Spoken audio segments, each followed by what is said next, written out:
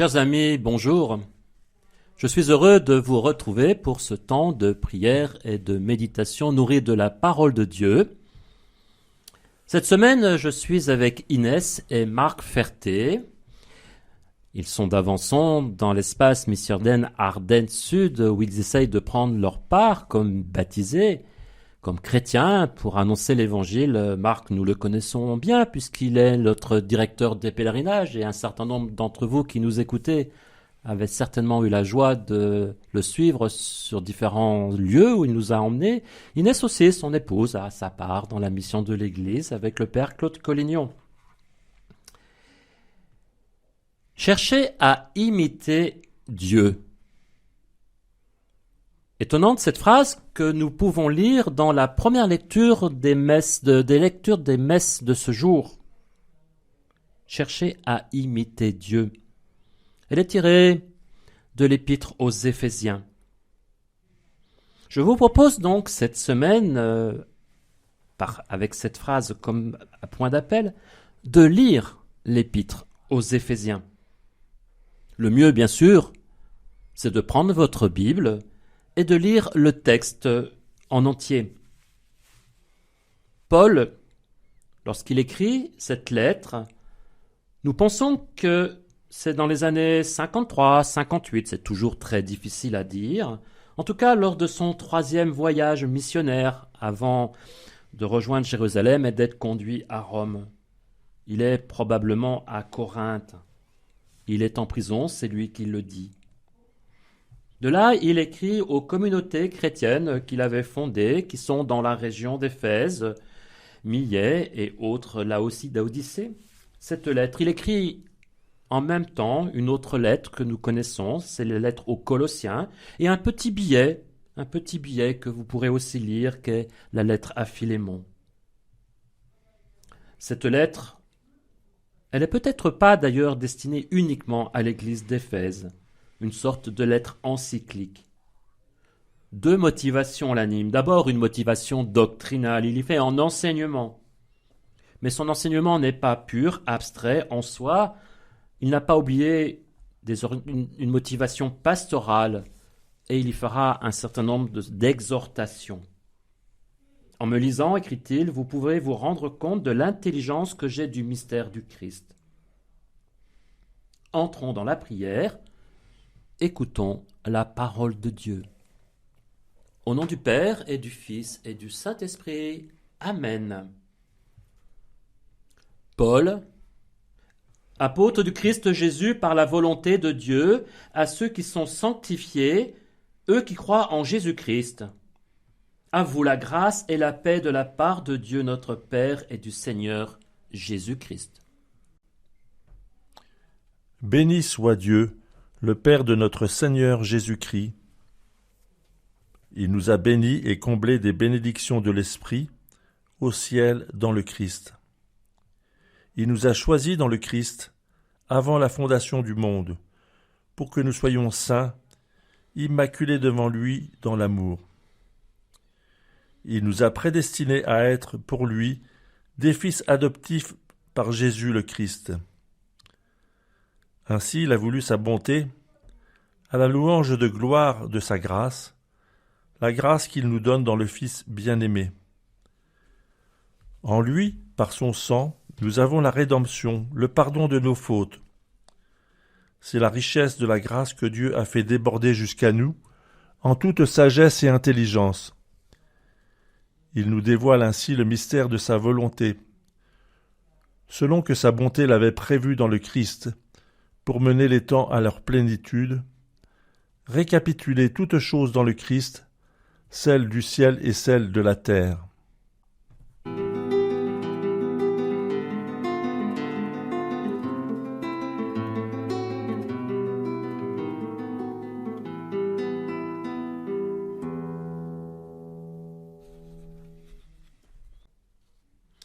Après la salutation, c'est par une magnifique contemplation du Christ que la lettre commence, avec probablement une des plus anciennes hymnes liturgiques de l'Église.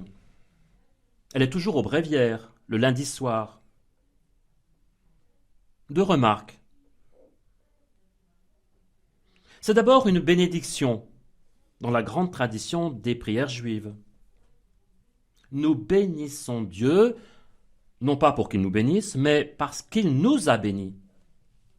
Qu'il soit béni, le Dieu et Père de notre Seigneur Jésus le Christ. Il nous a bénis et comblés des bénédictions de l'Esprit au ciel dans le Christ. Bénir, c'est littéralement dire du bien, benedicere en latin. C'est le contraire. Et le contraire, c'est maudire. La prière de bénédiction nous vient donc de la prière juive. Tu es béni, Dieu de l'univers. En hébreu, la beraka signifie d'abord une grâce accordée par Dieu, puis une demande que Dieu agisse favorablement envers quelqu'un, et par extension, une joie de celui qui voit le bonheur d'autrui. Bénir ou demander une bénédiction, c'est vouloir le bien pour quelqu'un et le lui dire. Et si c'est Dieu qui dit du bien, nous savons qu'il fait ce qu'il dit. De même, si nous bénissons quelqu'un, nous nous engageons à faire ce qui est bon pour lui. Si nous savons facilement demander à Dieu une bénédiction, apprenons aussi à bénir Dieu et à bénir les autres. Les parents peuvent bénir leurs enfants. Et pourquoi pas des époux entre eux, des collègues, des confrères.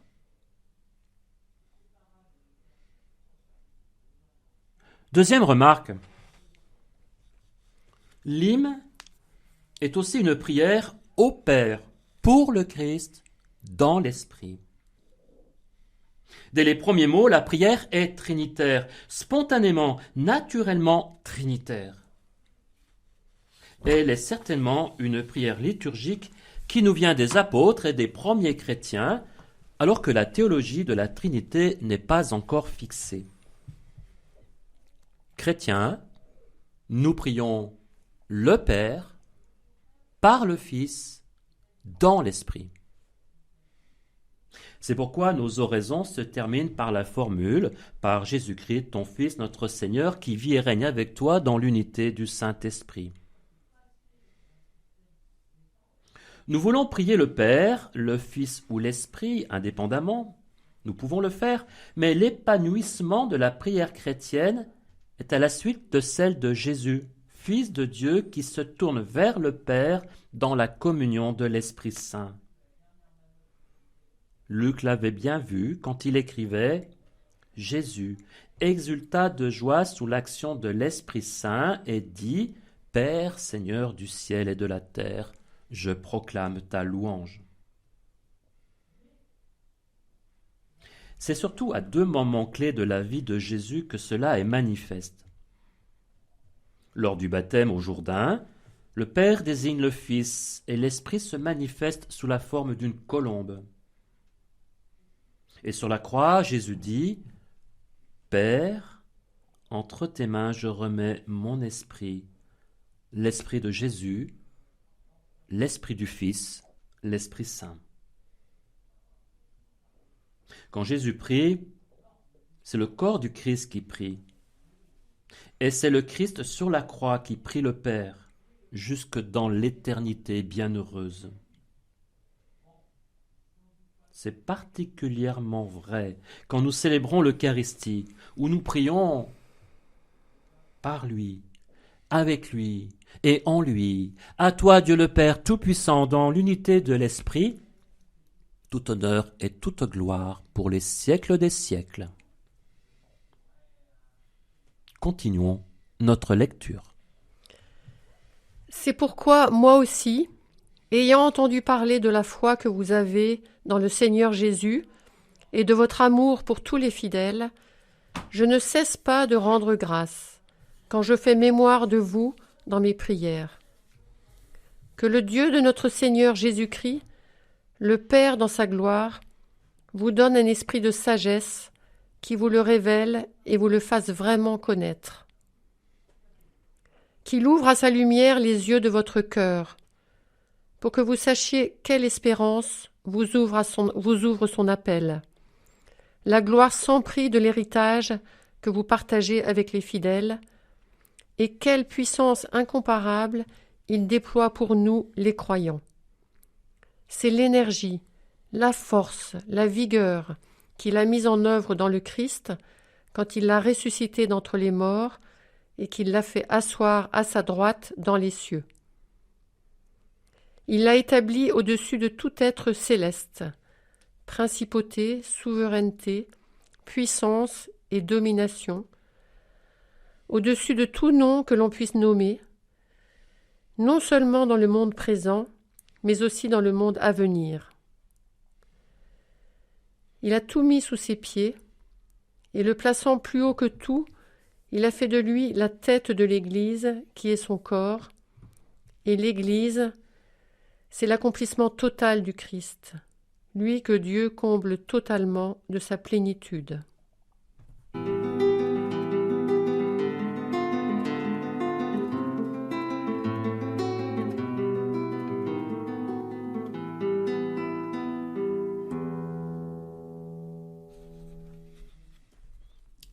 Après avoir prié avec toute l'Église, en citant probablement une hymne connue de ses lecteurs, après avoir rejoint la grande prière de l'Église, qui est celle du corps du Christ, Paul prie avec ses propres mots. « C'est pourquoi moi aussi, ajoute-t-il, je ne cesse pas de rendre grâce quand je fais mémoire de vous dans mes prières. » Sa prière est d'abord une action de grâce, motivée par deux raisons. La foi des chrétiens auxquels il s'adresse et la charité dont il témoigne entre eux. Ma prière de chrétien commence-t-elle par rendre grâce? Par rendre grâce pour la foi des autres? Pour leur charité qu'ils manifestent? Ma prière de prêtre commence-t-elle par une action de grâce au sujet de ceux qui me sont confiés? Puis Paul demande l'Esprit.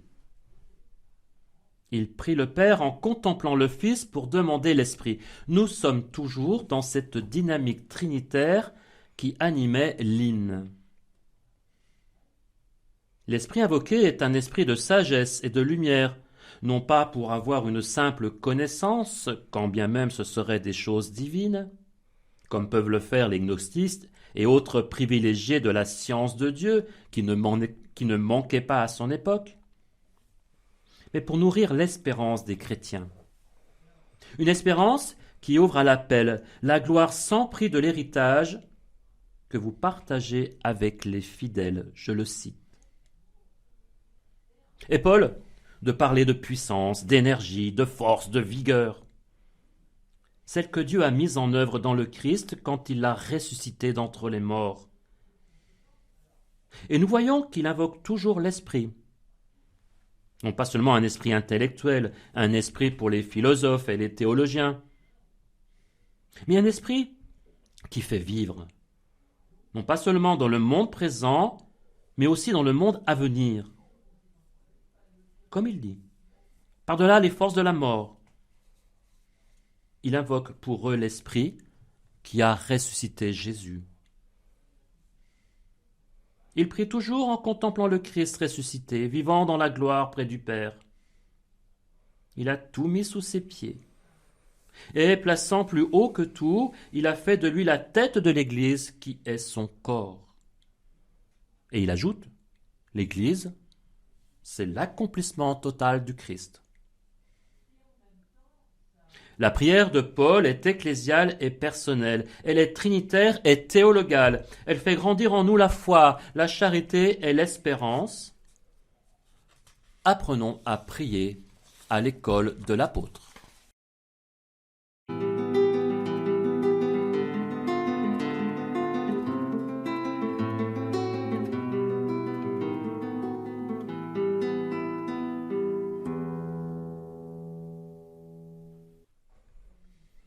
Jésus, le Fils, prie le Père dans la communion de l'Esprit. Il nous apprend à dire aussi « Abba, Père, et nous donne l'Esprit pour le dire en vérité. C'est pourquoi, selon son commandement, nous osons dire « Notre Père, qui es aux cieux, que ton nom soit sanctifié, que ton règne vienne, que ta volonté soit faite sur la terre comme au ciel. Donne-nous aujourd'hui notre pain de ce jour. Pardonne-nous nos offenses, comme nous pardonnons aussi à ceux qui nous ont offensés. Et ne nous laisse pas entrer en tentation, mais délivre-nous du mal. Car c'est à toi qu'appartiennent le règne, la puissance et la gloire, pour les siècles des siècles. Amen. Prions. Dieu éternel et tout-puissant, toi que nous pouvons déjà appeler notre Père, fais grandir en nos cœurs l'esprit filial, afin que nous soyons capables d'entrer un jour dans l'héritage qui nous est promis. Par Jésus-Christ, ton Fils, notre Seigneur, qui vit et règne avec toi dans l'unité du Saint-Esprit, Dieu pour les siècles des siècles. Amen. Et que Dieu Tout-Puissant vous garde et qu'il vous bénisse, le Père, le Fils et le Saint-Esprit. Amen. Amen.